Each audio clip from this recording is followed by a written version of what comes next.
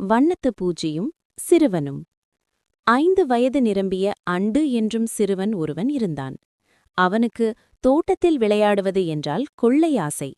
ஒருநாள் ஒரு செடியில் இருந்த கூட்டுப்புழுவை, அதாவது கொக்கூன் ஐ அவன் கவனித்தான்.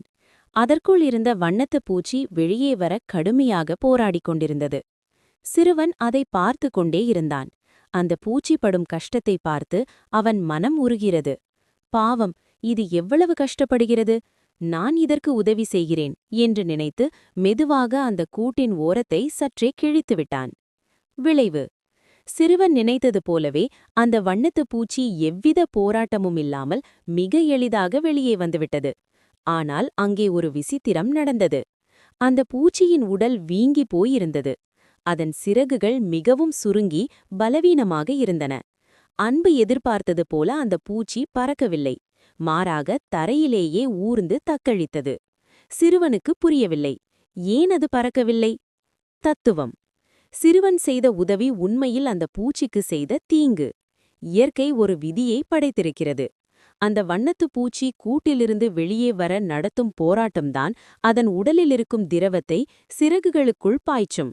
அந்த போராட்டம் இருந்தால் மட்டுமே சிறகுகள் பலம் பெற்று அதனால் வானில் பறக்க முடியும்.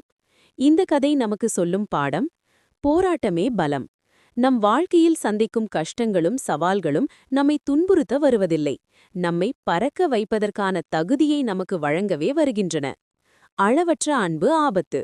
ஒரு குழந்தைக்கு எல்லா வசதிகளையும் செய்து கொடுத்து எந்த கஷ்டமும் தெரியாமல் வளர்ப்பது அதன் சிறகுகளை வளர விடாமல் தடுப்பதற்கு சமம்.